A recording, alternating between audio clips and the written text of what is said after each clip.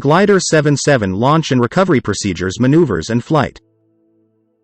In the aerial maneuver known as the crossed control stall, envision a captivating demonstration designed to underscore the consequences of improper control technique, emphasizing the paramount importance of coordinated control pressures, particularly during turns. Within this intricate performance in the skies, the glider gracefully enters a stall with controls crossed, aileron pressure applied in one direction and rudder pressure in the opposite. Envision the interplay of air and wings, where the critical angle of attack is exceeded, resulting in a harmonious stall. This stall scenario often unfolds during a base to final approach turn, especially when overshooting the runway centerline, as the pilot grapples with the challenge of increasing the rate of turn. Fearful of steepening the bank at relatively low altitudes, some pilots may find themselves entangled in this aerial waltz of conflicting control inputs. As the plot thickens, rudder pressure on the inside of the turn elevates the speed of the outer wing, generating more lift. To counteract this, opposite aileron pressure is summoned, creating a mesmerizing choreography of forces. Meanwhile, the nose, influenced by the inside rudder pressure, gracefully descends in relation to the horizon. To counter this, additional back elevator pressure is enlisted, weaving a tapestry of crossed control conditions. In the climax of this aerial maneuver, the glider, ensnared in a skidding turn, witnesses the outer wing gaining speed and producing more lift than its counterpart. This results in a dramatic increase in bank, and the glider, caught in this pirouette, starts a mesmerizing roll. The sequence continues, with the down aileron on the inside of the turn battling to slow the wing, pushing the glider to its limits. The roll, at times, might be so rapid that the bank verges on the vertical or even surpasses it before finding its resolution. However, every aerial performance has its risks. To execute this pas de deux safely, it is imperative that it unfolds at a safe altitude due to the potential extreme nose-down attitude and associated loss of altitude. Before this skyward performance, the pilot should meticulously clear the airspace of fellow performers. As the glider gracefully maneuvers through the skies, the pilot, akin to a choreographer, applies excessive rudder pressure in the direction of the turn, while simultaneously maintaining a constant bank with opposite aileron pressure. A symphony of increased back elevator pressure ensures the nose doesn't dip too low. In this delicate performance, all control pressures crescendo until the glider gracefully enters the stall. As the stall takes center stage, the pilot's swift release of control pressures, coupled with a simultaneous decrease in angle of attack, marks the initiation of the recovery. But beware, in this airborne ballet, the stall often arrives with little warning.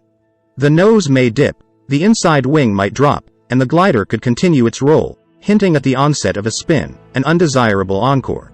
To prevent this ballet from turning into a tragic performance, recovery must commence before the glider spirals into an abnormal attitude, possibly a vertical spiral or spin. With coordinated use of controls, the glider gracefully returns to wings level, straight flight. The pilot, akin to the lead, must have an acute sense of when this stall is imminent and swiftly act to avert a complete stall. Performing close to the ground is a risky endeavor, and recovery might be impossible before the glider reaches the earth. As this intricate performance concludes, the interplay of air and wings teaches valuable lessons.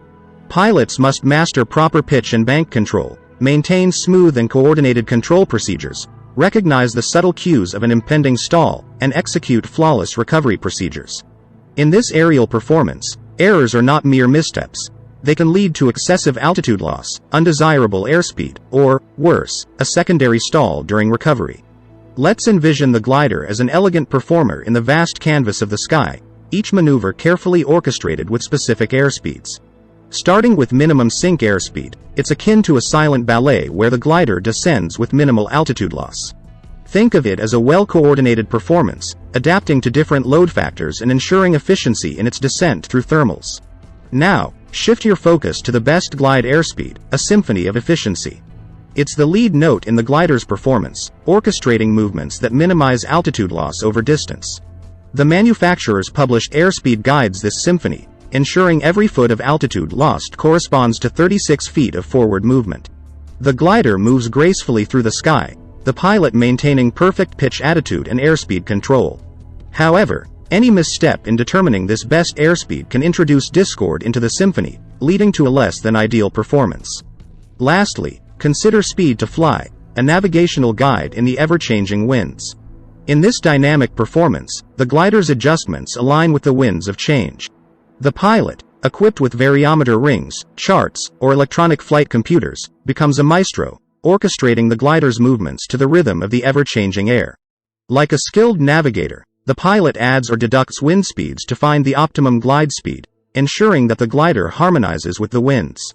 A misstep in determining the speed to fly or neglecting pitch attitude and airspeed control can lead to a turbulent journey through the skies.